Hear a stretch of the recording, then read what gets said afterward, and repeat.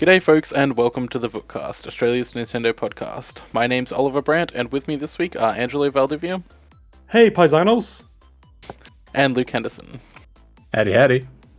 Michael is away this week, but we've got a great episode lined up for you nonetheless, all about Call of Duty, a new Nintendo Switch update, a new Tetris movie, and more. But first, let's talk about E3 again, because apparently that's still an ongoing saga.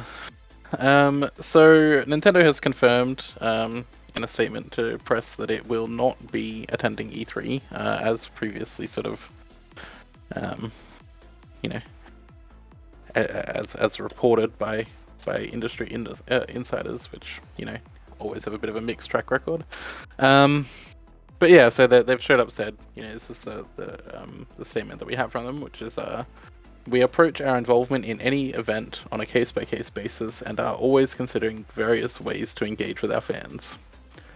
Since this year's E3 show didn't fit into our plans, we have made the decision to not participate. However, we have been and continue to be a strong supporter of the ESA and E3. So, I mean, this doesn't really mean much for anybody except press who were planning on going. But, I think it's another sign, really, that E3 is kind of, done, right? The last couple of years, it really hasn't been much of a thing, in part because of the pandemic, but also in part because nobody was really showing up, and now, I mean, none of the big three are going this year, so it's just going to be the other publishers. Well, so PlayStation haven't said if they're going or not yet. It's just somebody else has reported that PlayStation have said they're not going. PlayStation themselves have yet to confirm. But PlayStation hasn't actually turned up to E3 with a booth in a few years now. So yeah, 2018 was their last one, and even then that was the Spider-Man year. That booth was 3/4 empty. I remember it because I was walking through the booth and there was so much empty space that I literally sat down on the carpet just to rest my feet, and I was like, thank God this booth is empty because the E3 booths have some plush carpet. So yeah, it was utter bliss. But yeah, that was their last year, and they, even before the 2020 pandemic kicked off, they did say they weren't going to be at E3 that year before they the show got cancelled. So yeah, I do remember as well. E3, PlayStation has been weird about E3 for a few years, even before they stopped going. Right, how there was that whole thing about how they made press walk for 45 minutes from one hall to another hall, and then the show still didn't start for another 40 minutes. Yeah, they took it was the Ghost of Tsushima year, which is probably 2017. Yeah, that was 2018. That was 2018. 2018. Oh, there you go. That was okay. That was their weird year then. But yeah, they loaded everyone into one hall for The Last of Us Part 2, and they had it replicated to be the bar area from the town. And then they after they did that, they put on a musical interlude for the audience watching globally, and then they made everyone relocate to another building for the rest of it, and the rest of it turned out to be a flute player for 10 minutes. Shakuhachi, Thank you. Flute player. Shakuhachi. Yeah. Show some respect. I will be at E3 because it's sort of what I do, but this whole thing about Nintendo not going, it's Nintendo will be there, they just won't have a public presence. I mean, they'll still be there and networking and trying to find developers and shit, right? That's it seems like that's kind of going to be I don't know, it's a new GDC, I guess. Essentially. Well, it's funny. I like that their phrasing here says that the E3 show didn't fit into our plans. That's the direct quote. So it's funny that Nintendo, one of the biggest players in the industry, is saying that E3 doesn't fit with what we're doing. Whereas 10 years ago and 15, 20 years before that, everyone's plans fit in with what E3 was doing. Yeah. It's certainly come a long way, yeah. Yeah, go on, I did sort of chuckle though, with that statement, because it's you could read into it that whatever E3's lineup, their plans on what they're going to how it's all laid out, maybe that was what Nintendo said didn't fit into their plans. The other argument could be that Nintendo don't have much to show for the back half of the year, so why spend all this money on a show floor when there's nothing to show? Because if you remember, they did it for Breath of the Wild when it was a Wii U only title. that was the only game they had that year, was just Breath of the Wild. Yeah, well, it's I lost my train of thought for a second there, but it's interesting because like you said, like no, sorry, never mind. I've completely lost my train of thought. I had it in my head, and then literally I was trying to dig back in, and yeah, I've gotten completely lost. Well, the other thing too is that so when the initial report came out from IGN, they said, we've been told that Nintendo, PlayStation, and Xbox won't be there. And it's like people lost their minds over this, and I sort of said it at the time on my thing that it's like, yeah, Xbox haven't been at E3 since 2017. That was their last year at E3. However, they've been across the street at the Microsoft Theatre every year since then. Devolver Digital have never attended E3, but they used to be. They've put buildings there now, but they used to rent out the car park across the street from the convention center and put on a barbecue and beers for journalists to go over and check things out. Activision tend to book out hotel rooms. The last one I was there was for Crash 4. And they took out the beds and put in a whole bunch of demo kiosks. So, and EA, they did one thing in the LA Live, which is across the street from the center, and then they moved out to Hollywood. So they're all still doing things. They're just not paying the exorbitant fees to have a space inside the convention center.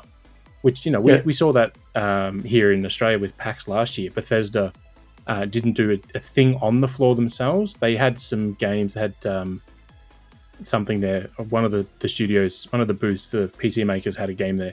But everything else they were doing was all off-site in their own venue that they could completely control.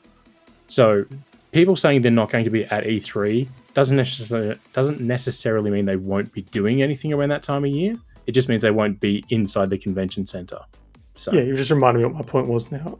Like you said, like it doesn't mean just because they're not going to have a physical presence at E3, it doesn't really mean anything, because a lot of the times now, like the big publishers will have announcements to make during that like Northern Hemisphere summer anyways. Like, there's that big week-long thing that Jeff Keighley does, and IGN's got their own like Summerfest type thing.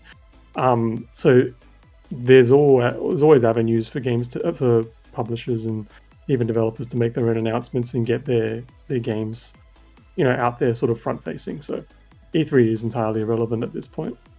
Yeah, I mean, like that's the thing, right? Is that like Nintendo kickstarted this like direct to the customer presentation, right? Is that like they didn't need to pay somebody else to promote their event, right? They got big enough that they could do it themselves. And everybody else saw that was a thing to do. Like if we look at like the last like 30 days, we've had a presentation from Nintendo, PlayStation, and Xbox. Like they don't need big events anymore. They can do their own things and just stream it live to the internet, and it gets just as much attention. Well, that's the other thing too, is when they were streaming these things before Nintendo stopped their in-person press events, the E3 of old, those press conferences were, briefings.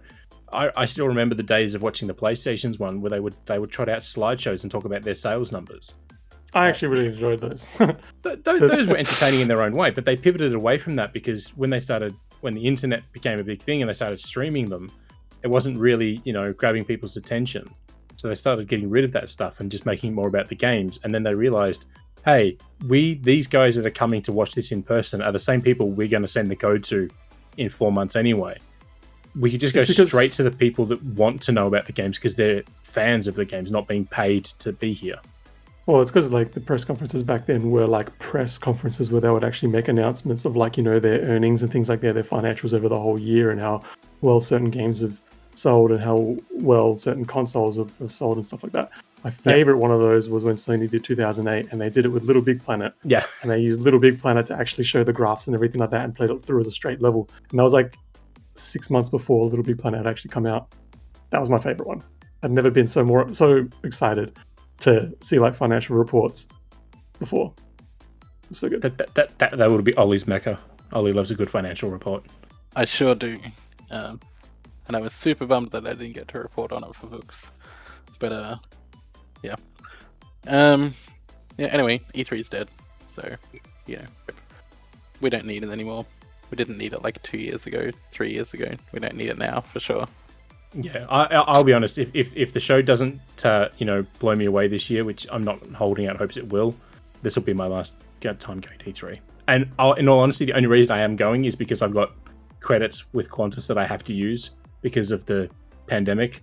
So if I don't use them, I lose it. So I may as well just go over and have a few weeks in the States for a holiday as well. Yeah, that's all right. Alrighty, moving on to the next topic. I don't really know anything about this because I have not played the game and I did not watch any sort of announcement about this. I didn't even know it was a thing until I was starting to do the notes for the show. So Luca, tell us about the Mario and Rabbids thing. Yeah, so last year, just before the game launched, Ubisoft said there would be 3 DLC packs for Mario plus Rabbids Sparks of Hope. And on Friday morning, they dropped the news that the first one will be coming out on March 2nd. It is called the Tower of Doom, and it's got 4 O's in there, so you have to make sure you stretch out the word. Basically, the gist is that Madame Brostella, she's like the fortune teller Rabbid. She's asked Mario and gang to go into the Tower of Doom to rescue. I can't think of his name now. He's the character from the first game that actually merged all the Mushroom Kingdom and Rabbid stuff with that weird VR headset thing he found.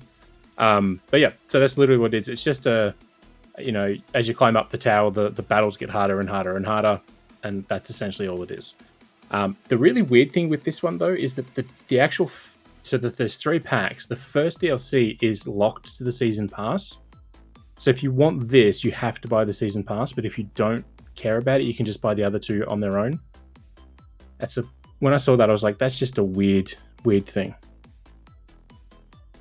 Yeah, but that is kind of strange. Angela, I know you're excited about this DLC for Mario and Rabbids Sparks of Hope. I didn't know it existed until it was on it was like 4 a.m. on Friday morning when they put the tweet out, which is the same time that Xbox hosted their Forza thing to reveal the second expansion for Horizon 5. And they put out a big trailer, they put out, press releases, they put out screenshots, everything, right? Ubisoft put out a tweet with a 17-second video, and half of the video is, the camera flying under the legs of characters and shows nothing off about what people are going to get. So it really went under the radar by everybody, including Ubisoft. I mean, in my defense, I still haven't played Mario and Rabbids Sparks of Hope because it's not a 3-year-old plus game at the moment. And as we all know, I only play old games, so... The funny thing about the DLC, though, is when the Rayman one comes at the end of the year, Mario is not in that DLC. So if you play that one, they take out the Mario characters, but put Rayman in. And it makes me wonder if they're going to have Rayman running around in the Mushroom Kingdom stuff, or if it's no Mario at all, it's just going to be purely Rayman and Rabbids. Because that was sort of one of the big draws. It's like kind of weird, right? Because like this is like published by Nintendo in Japan. Because like Ubisoft doesn't have a local presence there. So like it would be weird to do like a DLC where there's just like no Mario aspects at all, and like Nintendo is just like publishing this like Rayman, essentially a Rayman game. But I don't know, it's very, very strange. See, I haven't played Mario and Rabbids Sparks of Hope because I haven't played Mario and Rabbids, the first one. Kingdom Battle, that's it. I really have no desire to, because like as far as I'm concerned, the best part of those games is the soundtrack, because it's done by Yoko Shimomura. And they're both on Spotify anyway, so I can really listen to them whenever I want. But absolute banger tracks. Could have been straight out of Kingdom Hearts. So I do love the live presentation that they did at E3 a couple of years ago when they did the Donkey Kong expansion for the first game. Yep. And Ubisoft, they either underpaid the technician, or the technician was so new he had no idea what he was doing. Kept forgetting to turn the mics off. So people were going off stage and complaining about how people missed cues and all sorts of stuff. So, Grant Kirkhope's out there with a band playing some killer Donkey Kong music, and you hear about a guy going, "Man, they messed that up. The pacing was up." It's just, I just remember that. I thought it was hilarious. Love a good hot mic. Yeah, it's always funny. Event was full of always funny. Love a hot mic.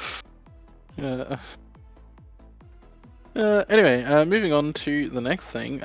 This is kind of like a thing that we're going to keep talking about because it's going to keep going on for like months. maybe even years. So as we continue seeing if Microsoft is allowed to buy Activision, Microsoft is sort of like amping up its strategy to try and get the deal through. So their latest thing is that they have like signed a 10-year legal agreement with Nintendo to bring Call of Duty games to Nintendo players. Now, it means nothing, right? It's like they say that it's going to be the same games as every other platform, but they also say that it'll be like the same day as Xbox with full feature parity and content parity. And like, it's just like, that's not going to happen on a Nintendo console, right? Like, can't wait to download the 100 gigabyte update of Warzone on a Switch. I know, that's the thing, right? Is that like, I think what they're alluding to there is that like Xbox Cloud Gaming will be like powering the Call of Duty that comes to Switch. I can't Even see any better. other way. Proven tech. I can't see any other way it happens.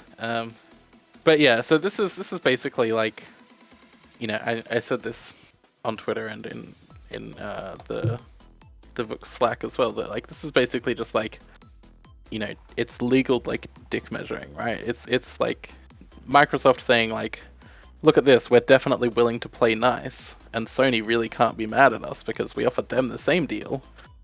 So they're like going into all these meetings saying like, look, we've signed deals with Microsoft, with Nintendo, and with Nvidia, and with Valve, and you know, we can play nice with other people. You don't need to, like, it's not anti-competitive because we're just putting Call of Duty everywhere. It's just the dumbest thing because like, it's so transparent. Yeah. But like, I don't know. I don't know if regulators will like necessarily go for it, but like at this stage, it kind of feels like the deal is pretty much set in stone. Like it's gonna happen one way or another. It's funny because like, I think I said this a few podcasts ago. It's like mum and dad are fighting, and the kid is somehow benefiting from the divorce. Yeah. But at the same time, there's also absolutely reeks of the public fight that like Disney and Marvel did over the Spider-Man rights. No, Sony, Yeah. Sony and Disney. Sony And Marvel. Disney, yeah.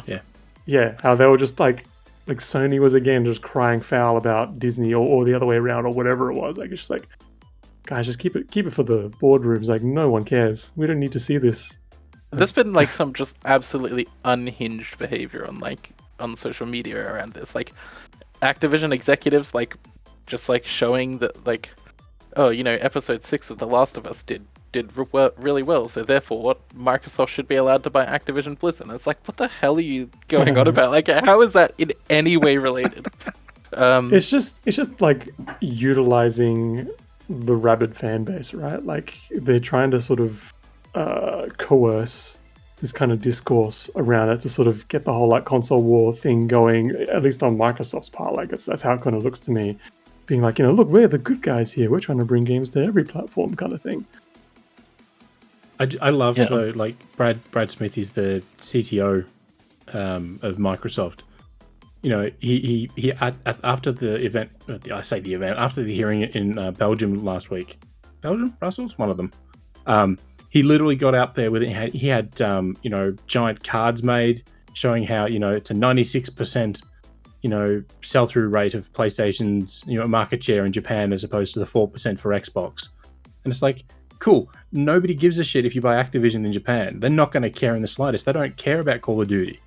This doesn't change their things. And then he made the statement that he carries around the contract in his pocket and has a pen. So if PlayStation are willing to sign it, they can come over to him at any point and sign the contract. It's like, no, you don't. You don't wander around with a legally binding contract. It's just awaiting somebody's signature.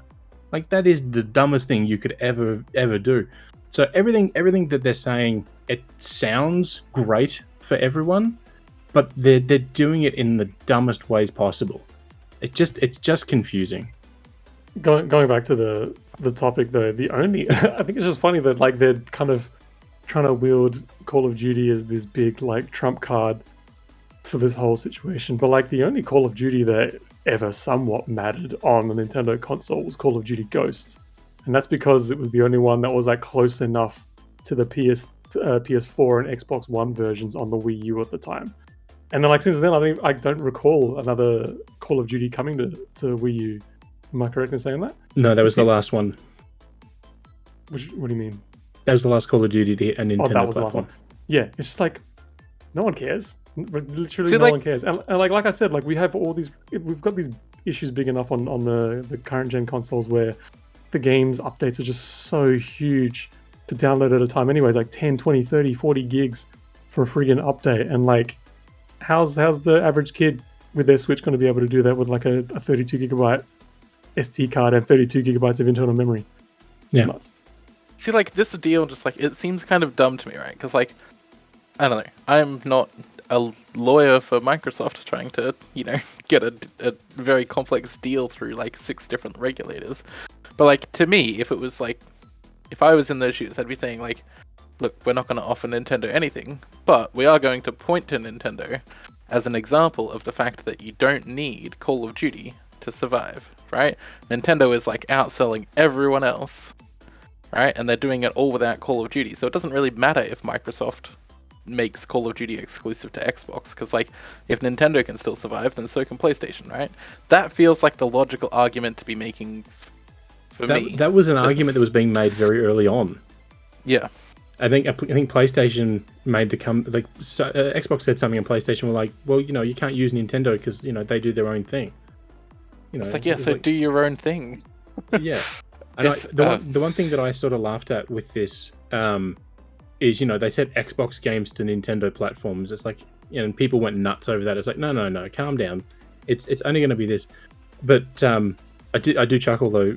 During the lead up to the briefing, it was apparently Google were raising concerns over, if Xbox got ownership of Activision, it would impact the cloud streaming services. It's like, guys, you just shut yours down after like 18 months and you didn't launch it anywhere that you said you were going to, apart from like 4 regions. You don't get to come in here now and start whining about how somebody else is doing cloud gaming better when you gave up. And what's funny is that like Nvidia like also joined the lawsuit, and they're like, oh yeah, but no, we'll testify against Microsoft to say that like they're like encroaching on a very competitive market, and they're gonna like wipe GeForce out because they'll have all the content, and then they just like went and made a deal anyway. So like, they've clearly just like muscled their way into discussions so that they could like be essentially bought out. It's so weird. Also, Microsoft's trying to play this as they're the underdogs, but they're only the underdog in the sense that they have the smallest international market share in the games industry. They're still $1 trillion company. They're gonna be fine if this deal doesn't go through, and if the deal doesn't go through, it's $70 billion they're not spending. Yeah. Okay, whatever.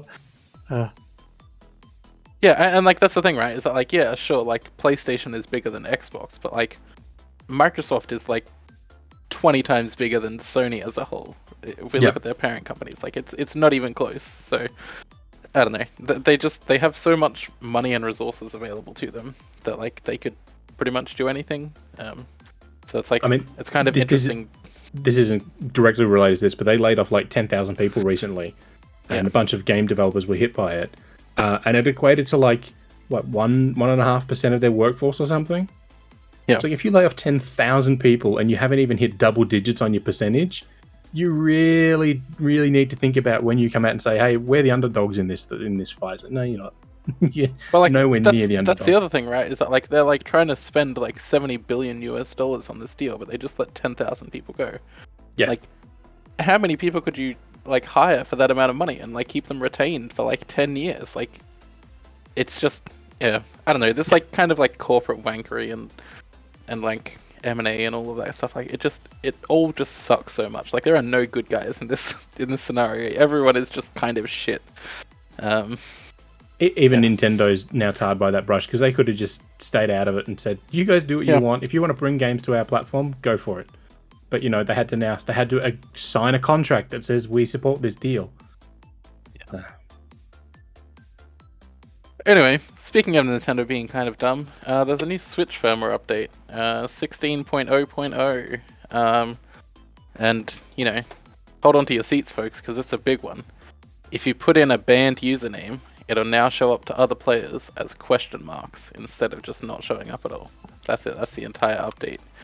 There's nothing else in the entire update. It's a whole version jump. And like the thing is, when they do these like big whole version number jumps, like it's usually because they're doing like a ton of stuff in the back end. And you know, from what we've seen, apparently there is like some back end stuff going on. But like I don't know, just don't name it like 16.0.0 after like 4 months of like no new features or anything, and then just it doesn't do anything. Anyway, very, very dumb. But there's a new update, yes.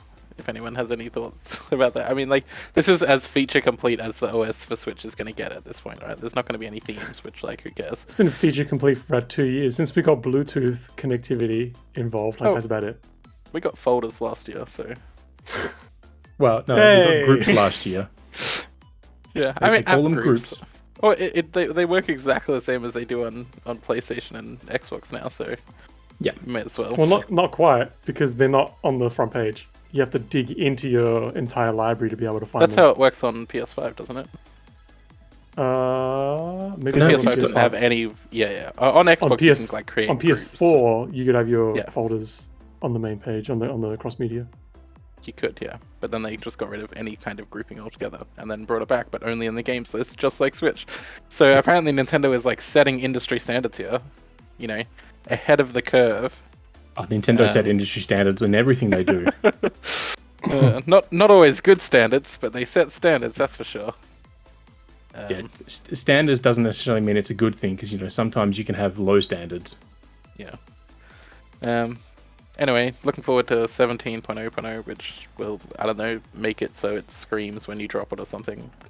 I don't know, they're not going to add actually useful features to it at this point, because, like, they will. When they can just... We'll get 17.0.0 and it'll just be a stability update. Yeah, probably. Like the Wii U did for years after it died. We're just going to get random updates for the Switch. It's just going to be stability. Yeah. Let's start moving into I don't know, movie news. There's some movie news.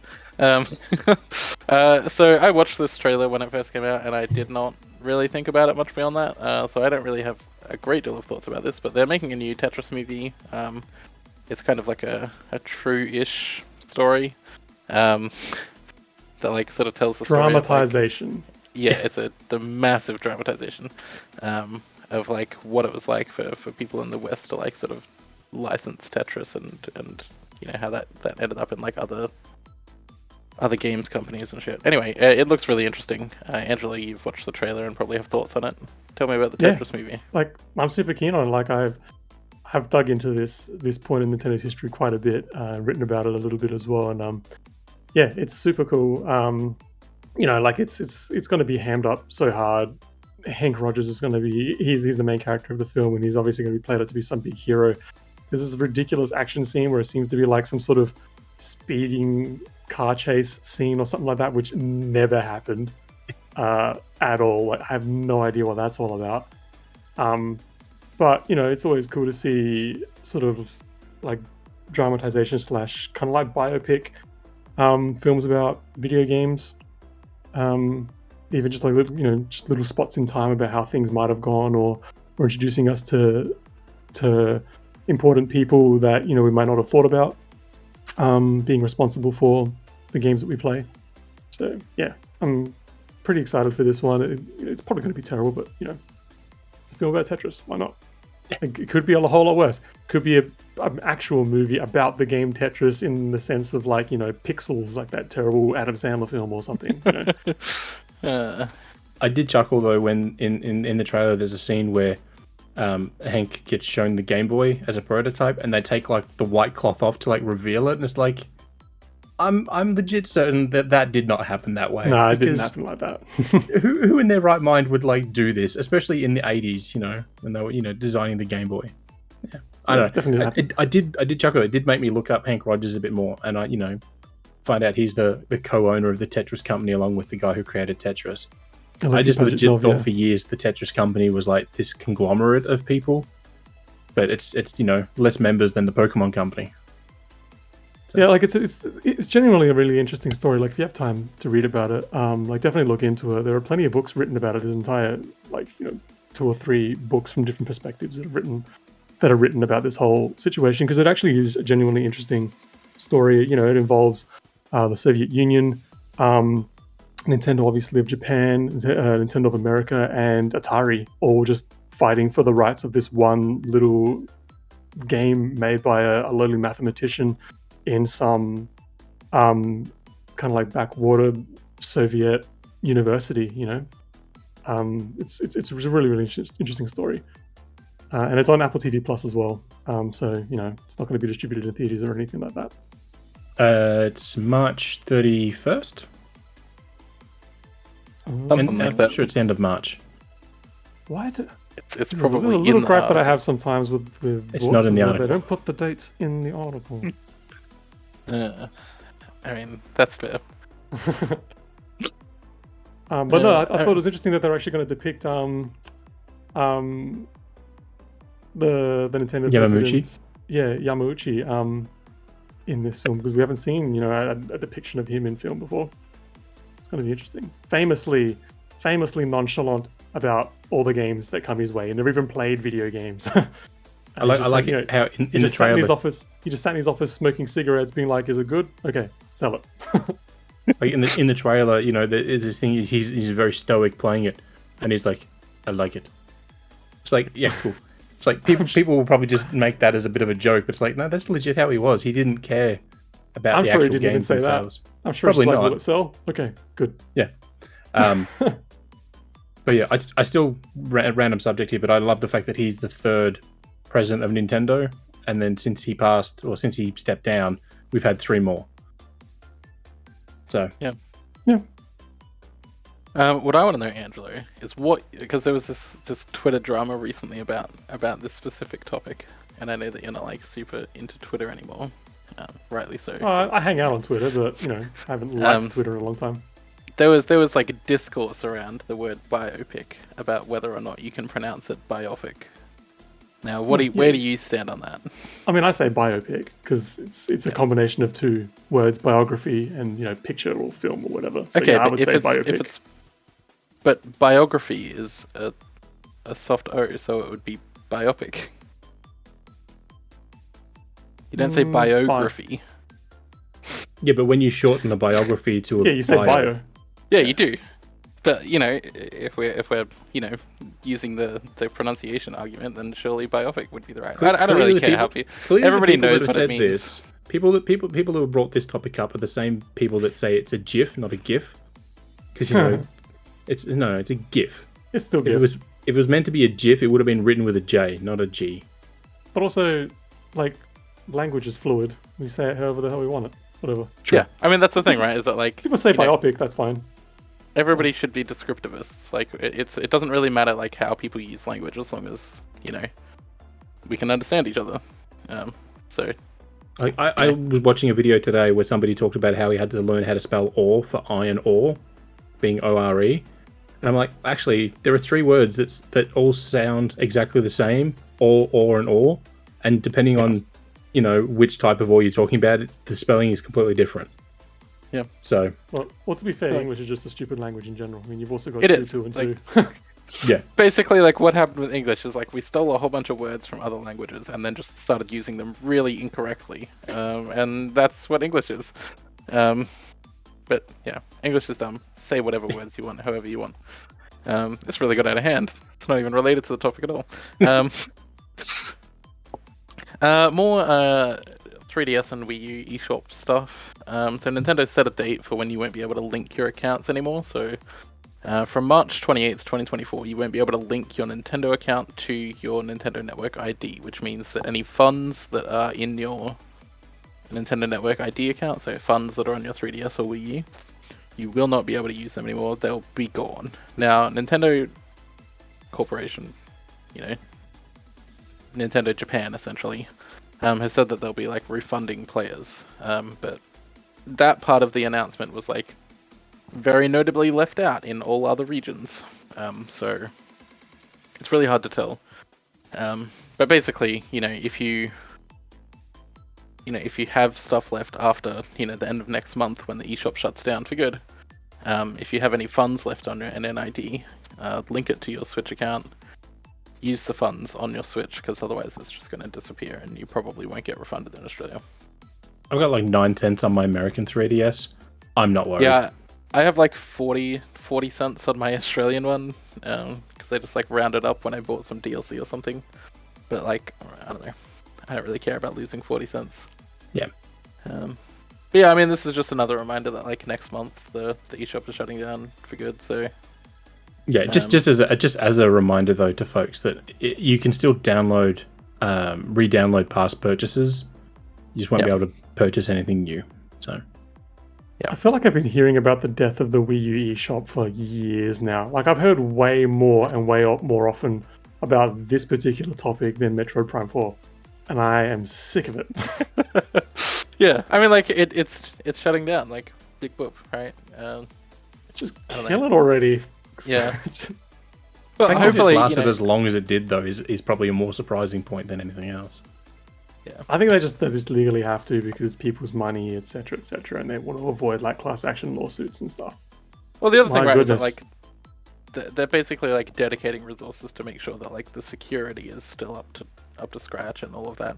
And like it's just a money sink after a while. Like Nintendo probably got to a point where like 3 people a week were like using either of these eShops, and they were just like, well, why are we spending like, $20,000 a year on security and all of this? It's just not worth it anymore. Probably the same people that are trying to play Metroid Prime Federation Force all the time.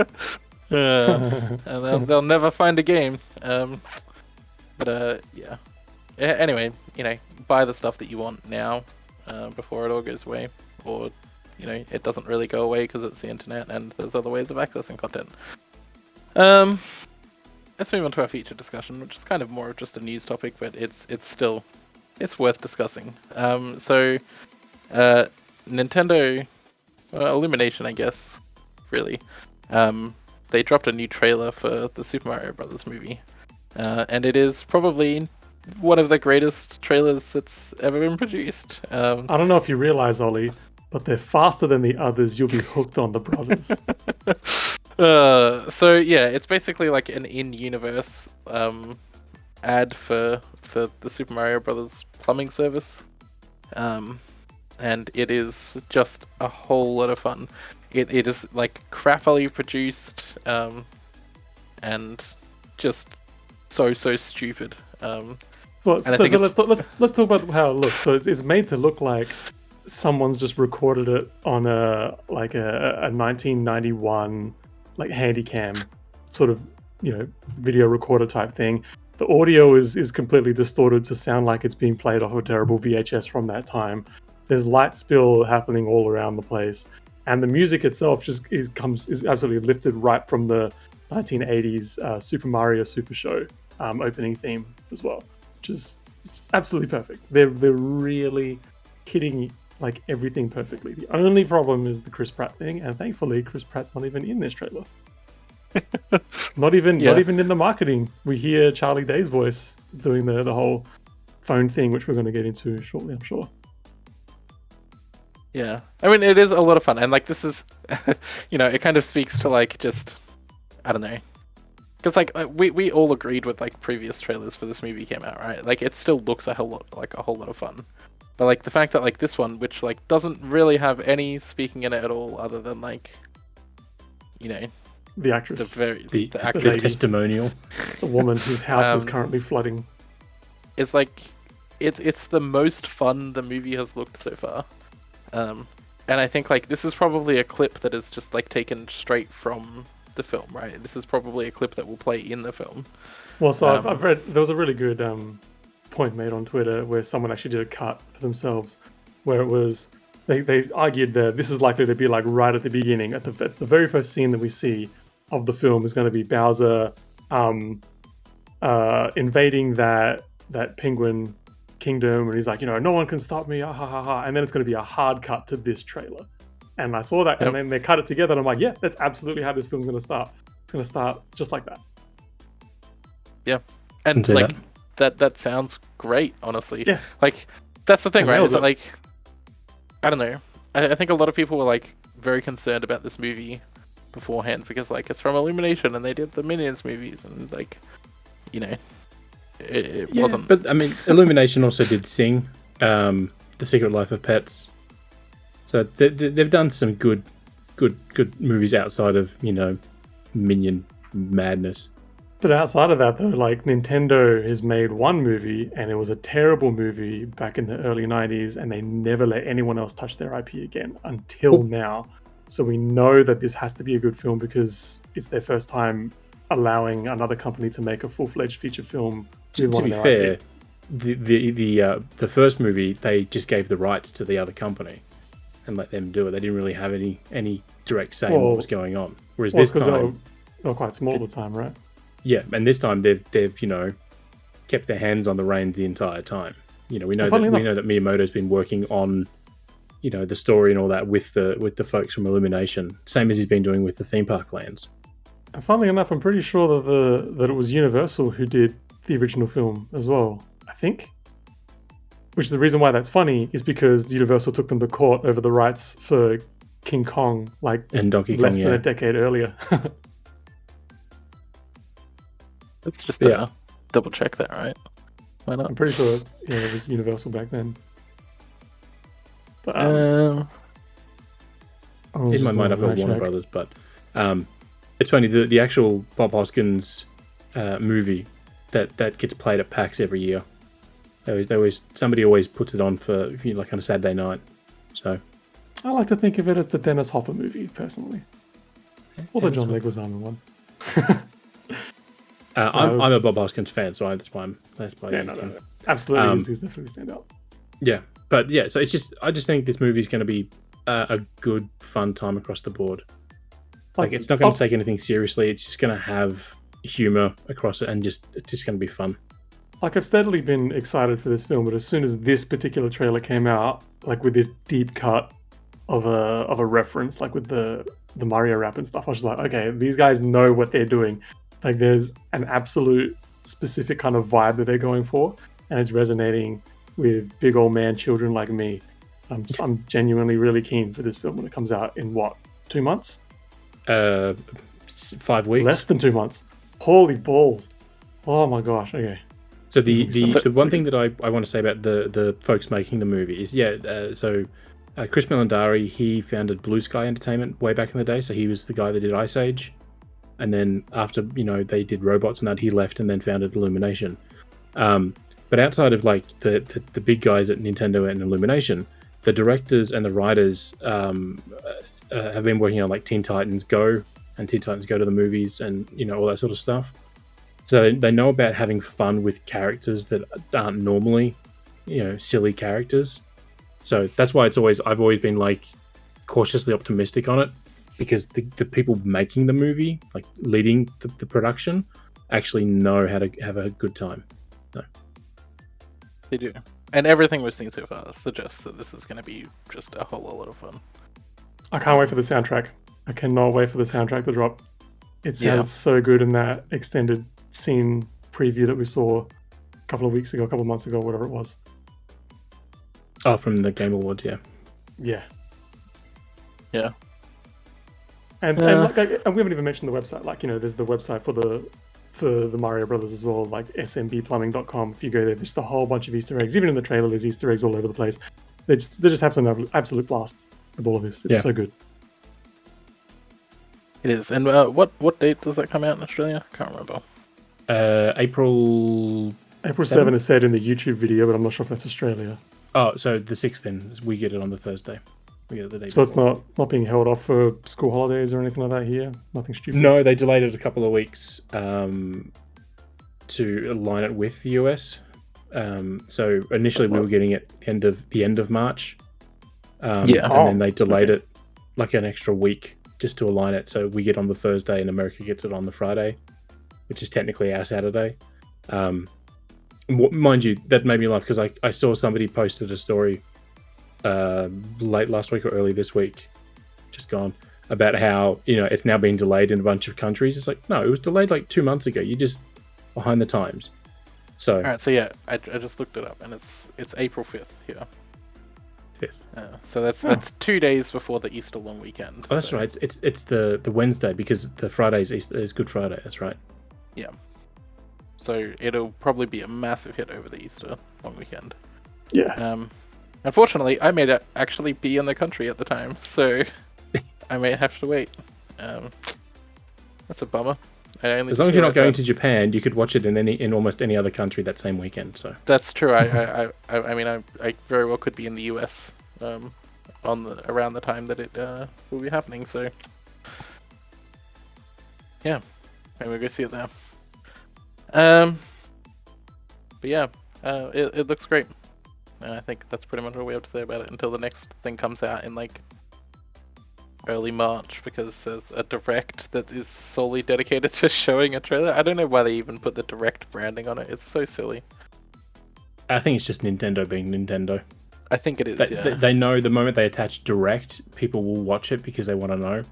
It's like the Pokemon Presents is coming up is not a Pokemon Direct because that has a different connotation. So yeah. Although I will say, once again, we are recording the day before a presentation is set to happen because the Pokemon Presents is tomorrow. So, you know, we happened to record on like a couple days after the Direct in the last episode. And we had originally planned on recording on the evening of the Direct. But yeah. I will say, we could just move our mouths and I could insert audio later that just says, oh my god, they announced that Pokemon content. Oh. Everyone knows it's going to be in the Pokemon Presents. It's pretty standard stuff for them. So yeah, it's DLC Pokemon Sleep. I don't know, fucking Pokemon Home will get a random update that allows for something. Yeah, that's usually how it goes. Yeah, they'll probably announce like 3 new main series games launching next month because they just like can't leave well enough alone and just give any amount of time in between releases. Anyway, let's talk about the games that we're playing. Because there's been a lot of good games recently, and Angelo's been playing like 10-year-old games. So Angelo, tell us about the games that you've been playing. So, my partner and I have been playing through some of the 3D Zelda games because she'd never played them before, so we started doing that about a year ago. But we took a bit of a hiatus on Wind Waker because we were playing some other stuff instead, but we came back and finally finished that last weekend. The GameCube version or the Wii U version?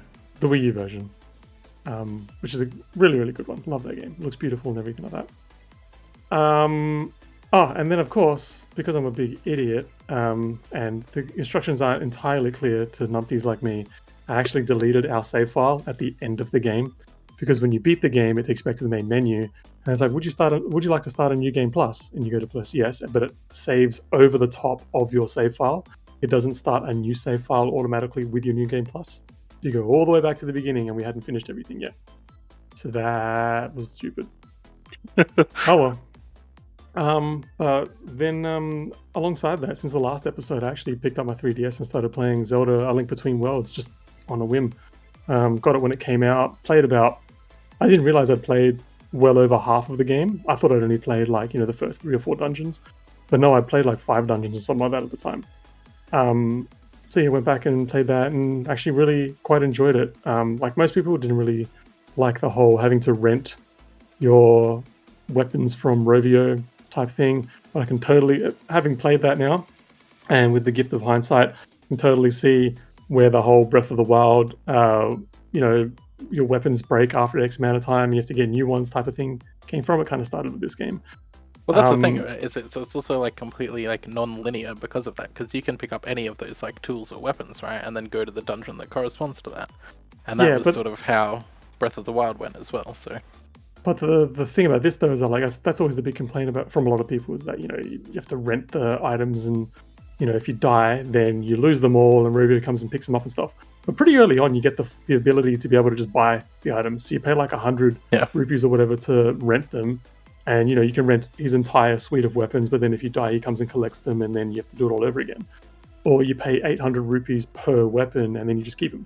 You don't actually get them in the dungeons in the traditional sense. And like to get rupees in this game really isn't that difficult. Yeah. You can rack up like thousands of rupees within like half an hour or so. So this wasn't really a big complaint. But then with the news of Advanced Wars Reboot Camp coming out, and we talked about it a little bit on the last podcast. I was in the mood for a strategy game, and I decided to pick Wargroove back up. I bought it a couple of years ago when it came to physical and didn't actually start it.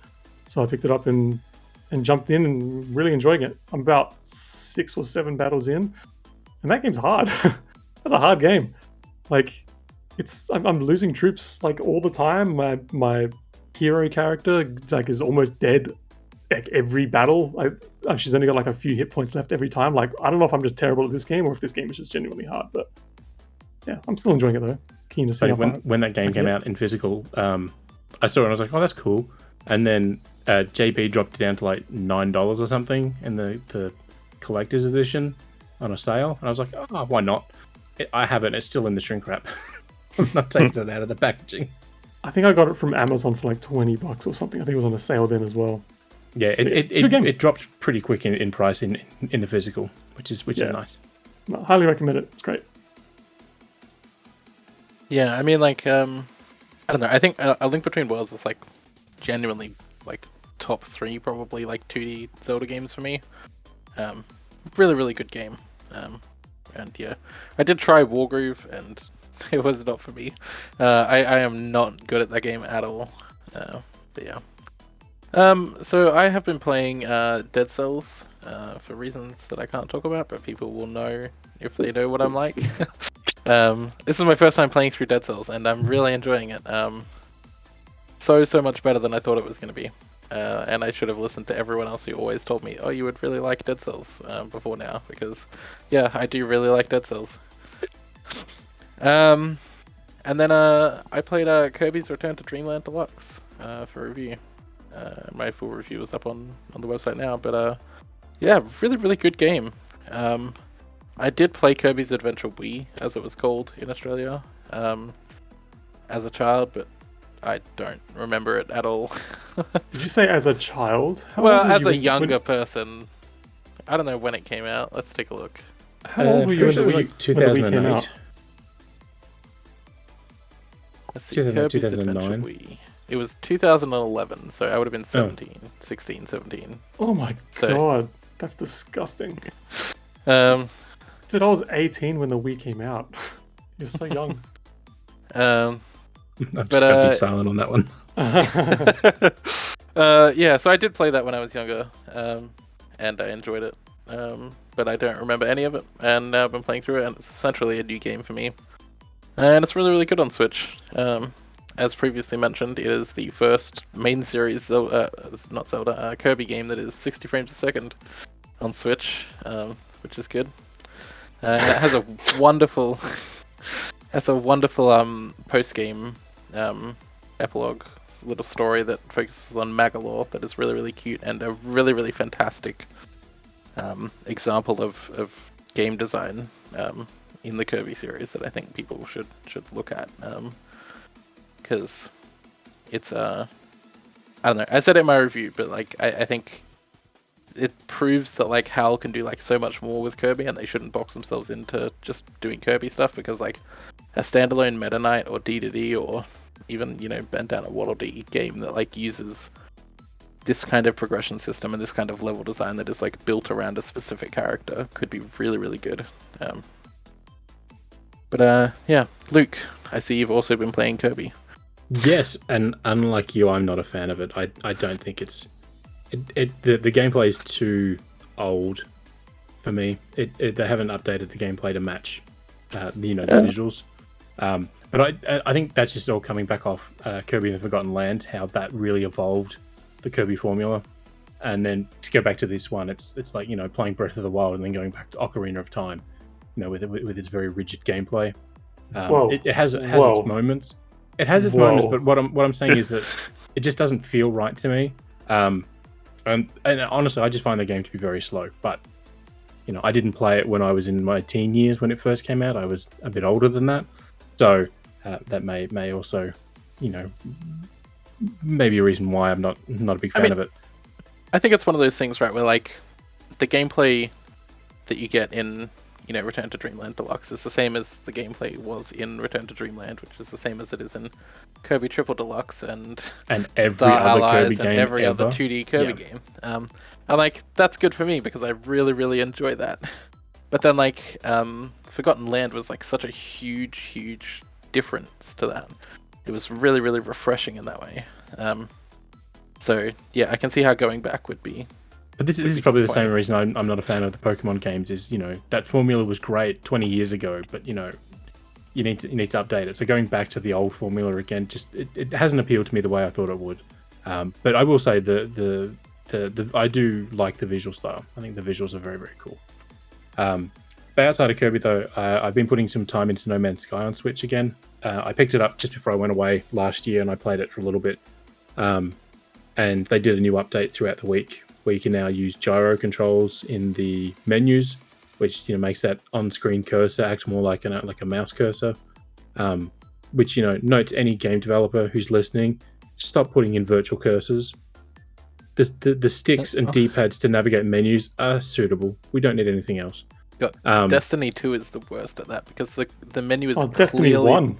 Yeah, Destiny 1 was terrible too, because like in Destiny 1 as well, it was especially clear that like it was designed to just like work like a regular menu, and then they just added a virtual cursor for seemingly no reason at all. Yeah, it's just all those games as service type games, right? Yeah. I don't know why they do it, and they need to stop. But yeah, I've been playing it again on Switch, and I'm 20-25 hours into that one now, and I really love the game. I've played it countless times on other platforms where I have to keep restarting it because I keep getting it on other platforms for reasons. And yeah, I'm enjoying it. I think it's a fun thing. The Switch version obviously is missing a few features compared to the other platforms, and visually it has some issues. But in terms of core gameplay, it's definitely complete there. So that's there. And I also put some time in over the past week or so into the upcoming Atelier Ryza 3 game that comes out at the end of next month. At the end of March, I should say, and I have a preview of that on my site. And yeah, so that's there as well, which is I hadn't played any of the games in the series before. It's always one of those ones that looks really cool, but it's like to me, it's like, oh, it's another JRPG. It's going to have some random thing that I just don't like, and I've always wanted to give it a go. So this was a good chance for me to jump in, and I liked it. I had fun with it. What's the thing that you don't like? Is it the alchemy system? Because it's always the alchemy system for me in those games. I don't know if it's been in the other ones, but they have an auto button now, so you can just press the auto button and it just adds the right things to where it needs to go. I was trying to do it manually for the first hour, and I was just pulling out my hair trying to get it to work. And then the game goes, "Did you know if you press this and hold this button down, we'll automatically place, and you can choose if you want to use the high quality goods or the low quality goods." I'm like, well, I'll use the high quality. I'm not transferring my save to the full game here. So, yeah. So I just press and hold the button. It just adds everything into the right things. Adds in as many things as it can into the right spots, and yeah, creates the items for me. So nice. Yeah, that sounds good. Let's move on to Nintendo 20 questions. I actually have no idea how long we've been running for, so about an hour. About an hour. Cool. Well, right on time then. So I am leading this week. It was supposed to be Michael, but he is unfortunately not able to be with us this week. But yeah, I just picked a random game at the 10 minutes before we started. So ask away. Was this game released after January 1st, 2010? No, it was not. Was it released before 2000? It was not released before 2000. 2000s. Is this game in 3D? No, it's not in 3D. 2D game. So it could be DS or a very few GameCube games. Or, Game Boy. Yeah, was this game released on a Nintendo home console? It was not released on a Nintendo home console. Okay. So it's GBA, Game Boy Color Pocket, Game Boy Advance, and DS was 2010? No, It's earlier than that, wasn't it? DS was 2005 in Australia, 2004 in Japan and America. Yeah. November. All right. So was this released on a dual screen system? It was not released on a dual screen system. Okay, so it has to be a Game Boy. Game Boy Advance was 2001. Yeah, I remember it because I got that for Christmas. So it could still be a Game Boy if it was 2000. Pokemon Gold and Silver. Nailed it. Was this game published by Nintendo? This game was published by Nintendo, yes. Goodbye, THQ licensed everything.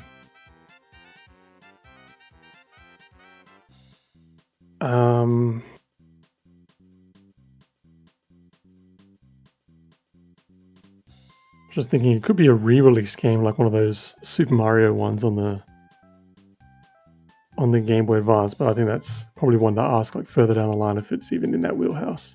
Yeah. So I could ask if it's a platformer. It's 2D, so it could be a platformer, it could be a shooter. But I mean, technically everything on the Game Boy Advance was 2D. I guess, even but if it was a shooter. But like Mario Kart, like those Mode 7 type games, would we argue that those would be 2D or 3D? They're on a 3D plane, sort of. I mean, technically it's all 2D assets, just, presented on a 3D surface. Sure, well, yeah, but like it's also arguable that a 2.5D game is also all 2D assets, but there's still depth.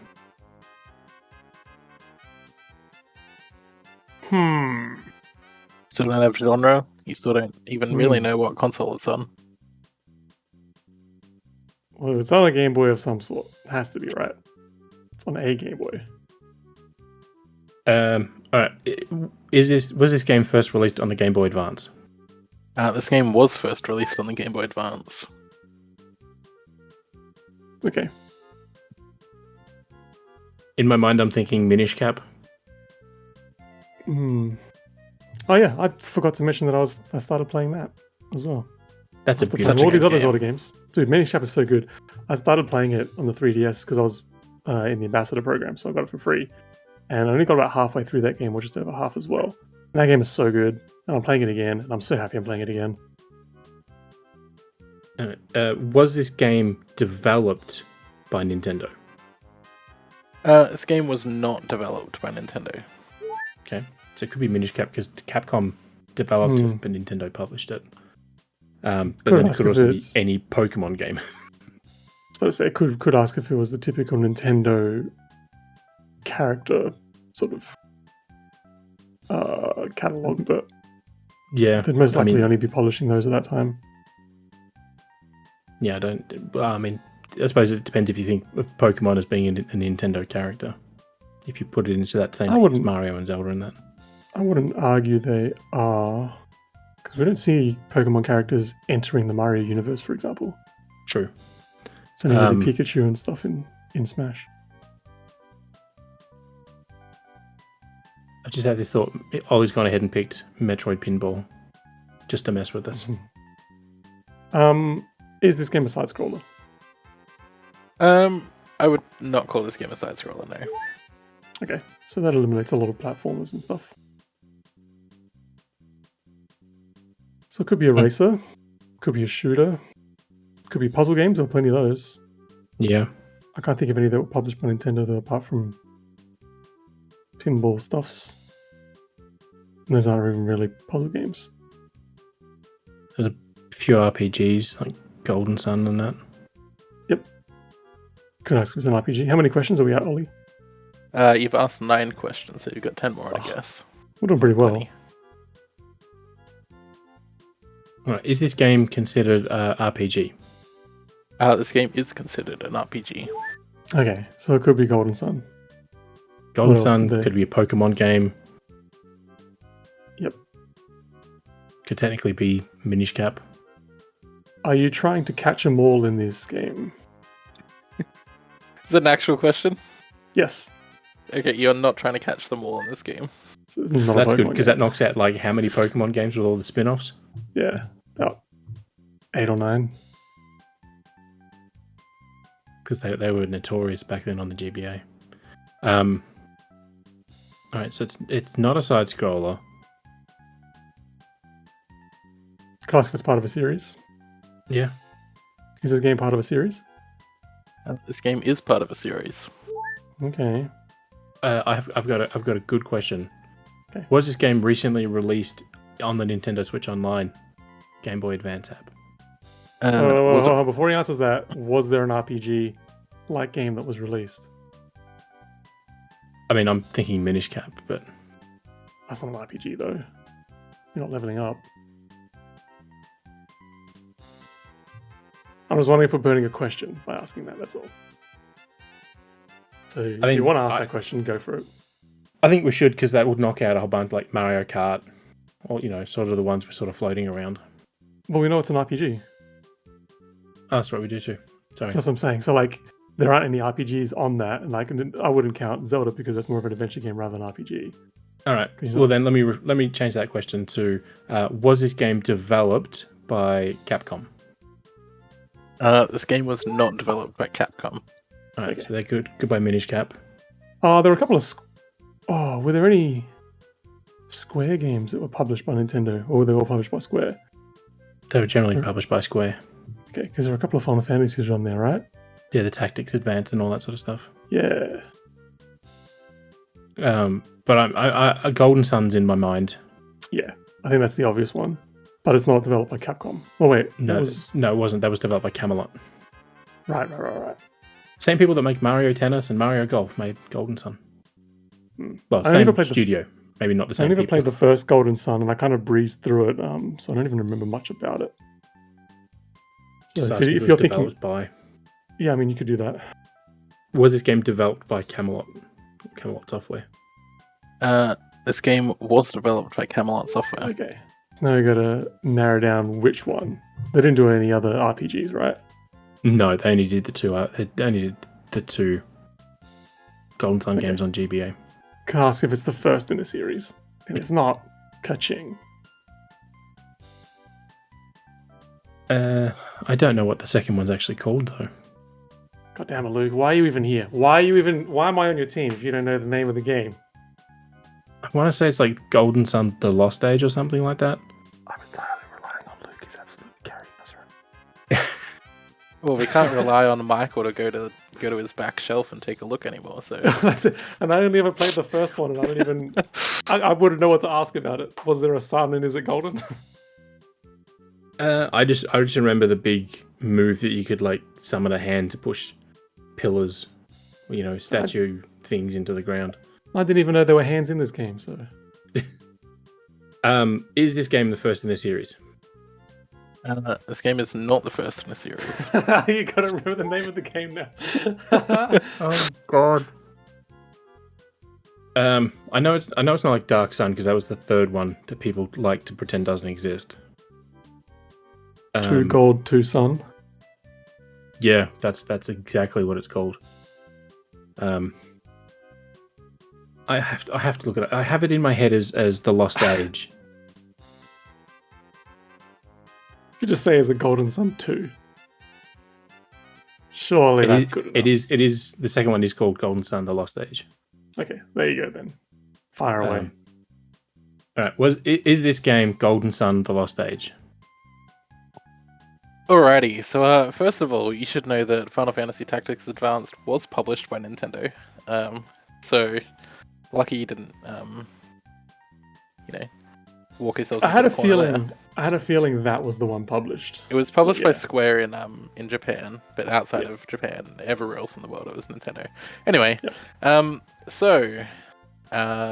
developed by Camelot Software and published by Nintendo. This game was a sequel to a much beloved RPG. It basically picks up immediately after the first game, does that stupid thing where characters get stripped of their powers for no reason, and was the last game in the series because they never made a third one for some reason.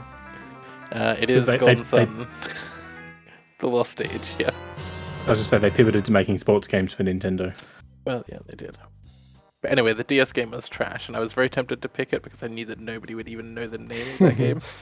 Isn't it called Dark Sun? Golden Age Dark Sun? It's Golden Sun Dark Dawn. Dark Dawn. Golden Sun, Dark Sun. It's just there's a sun and there's dark. No, just because every game back then had to have DS in the name of the title. Yeah. Because they couldn't come up with something original that had everything's had to include DS in some form. So yeah, they sure did. Anyway, yeah. I imagine Michael will probably be next. If he's here. If not, I don't know. Luke is next. And the one that I was going to do last time, where I thought, well, no, that'll be too hard, because you guys got the one that I sort of changed my mind and went on last. The next game that I've picked is going to be brutal. Good. Seriously, Can't wait. Can't wait. Anyway, that about wraps up this week's Vookcast. Be sure to visit the site www.vooks.net for all your Nintendo news, reviews, and everything in between. So keep up to date. Follow the site on Twitter or Facebook or anything else really. It's at Vookcast.net, which is all spelled out. Or jump on over to our Discord at bit.ly/VooksDiscord. You can find all of our information and links for all of the stories covered in this episode in the episode notes on whatever platform you're listening to. And thanks to our patrons as well who have supported us. The notes will be on the screen now or in the notes of the episode if you're listening to it via audio. Thanks for tuning in, and we'll see you next fortnight.